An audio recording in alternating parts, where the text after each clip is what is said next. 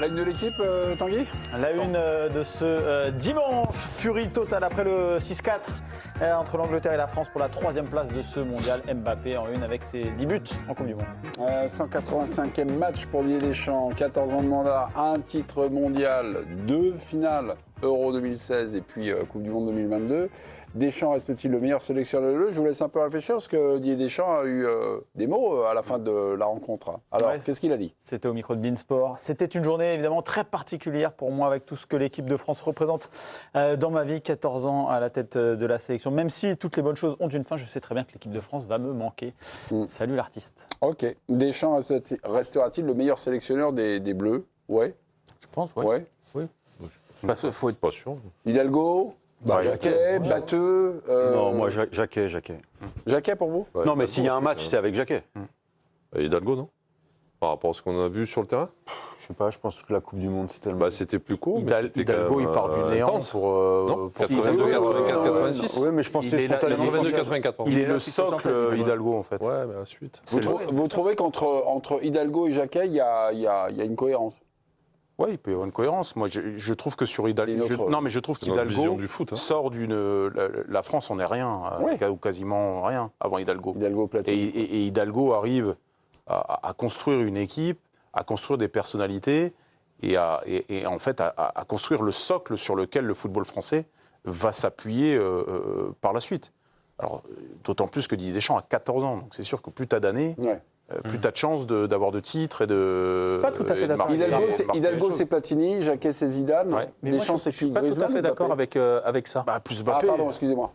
Non, mais je ne suis pas tout à fait d'accord, parce qu'en fait, et c'est peut-être même un regret, c'est qu'en fait, quand il y a les années Hidalgo, que même tu peux inclure 86 dedans, parce que bon, c'est Henri Michel, Michel. voilà, c'est son adjoint.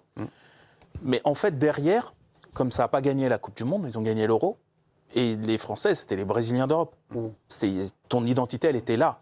Des joueurs techniques, créatifs, 3 numéros 10 même en 82, etc., le carré magique, etc. Ça reste. Et moi, je trouve que c'est pas resté.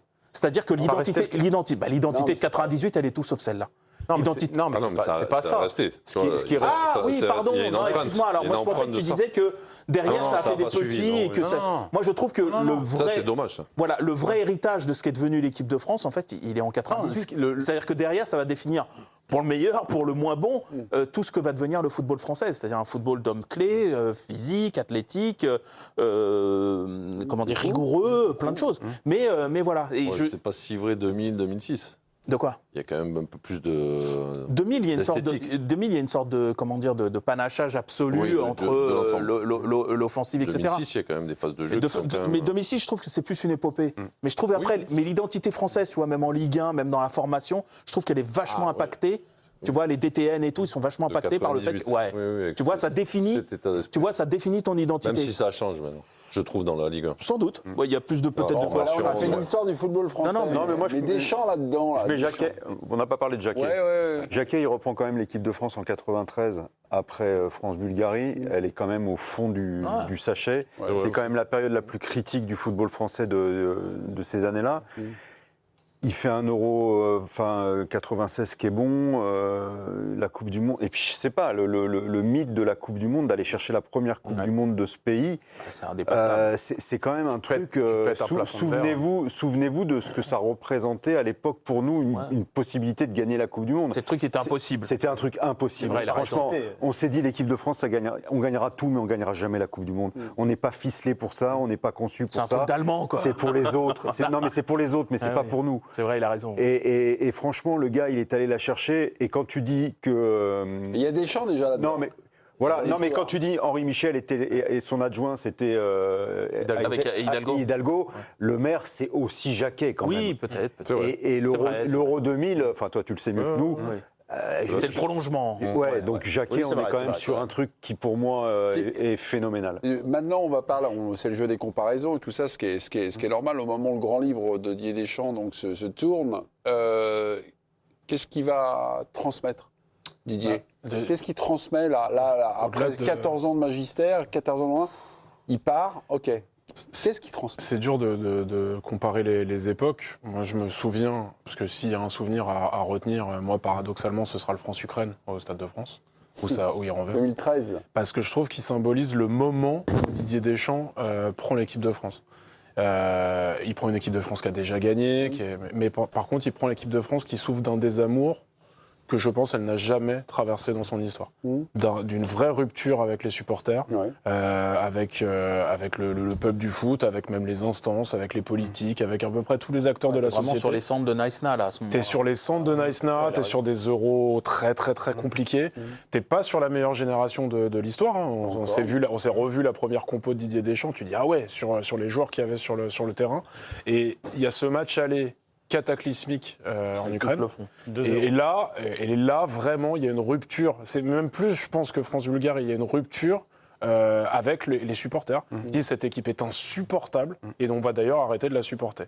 Et ce qui se passe ce soir-là au Stade de France avec Sakho, et tout ce qui a suivi, et Benzema hors jeu, c'est une vraie renaissance à apporter à son crédit parce qu'il a replacé la France comme une équipe qui va amener des milliers et des millions de personnes dans les rues, qui va amener des gens à suivre le foot tous les 4 ans. C'est pas rien, chose quand même, qui à l'époque, on oublie, mais était en danger, en vrai pas danger. tout le temps comme ça. Hein. Non. Oui. Non, il y a eu des périodes quand il y a eu il y a 2 ans, quand il a dit. Mais là, il y avait rupture. Si ça n'intéresse pas. Oui, mais là, il y a 2 ans, il a dit si ça n'intéresse pas les gens, ils ont qu'à éteindre bien leur sûr. télé. Donc il y a eu des moments haut et bas. Mais ne serait-ce que vis-à-vis des joueurs. Ne serait-ce que vis-à-vis des joueurs. C'est-à-dire un truc qu'il a aussi restauré, c'est la priorité donnée à l'équipe de France. Ouais. C'est un truc qui avait été un peu constaté sur les années post-2006, où les joueurs finalement venaient en équipe de France, pas tout à fait avec la bonne attitude, peut-être même dans leur sens de priorité. Ça, voilà. Et je trouve que, parce que l'équipe de France, elle a toujours représenté quelque chose d'à part pour Didier Deschamps. Rabiot ce soir. Hein ouais, non, bien sûr, mais on va toujours trouver des incises. Ouais, c'est bien. Mais je trouve que sur la mentalité globale, à partir du moment il a restauré. Côté avec l'équipe de France, la Fédé, c'était vraiment quelque chose de très important. Il a transmis à tout le monde. Exactement. Et à toute la génération. Et je trouve qui que ça, laissait un peu aller un peu ce côté-là. Et je trouve que ça, c'est super important d'avoir remis un socle. Giovanni, dernière intervention sur Deschamps. Je trouve que la route tracée, le sillon tracé par Félix est intéressant sur l'amour. J'irai vous revoir après, John, ne vous inquiétez pas. Il n'y a pas de sur je suis encore là, on vous remercie. jusqu'à 4 heures. Sur ce qu'il a restauré. Au moins.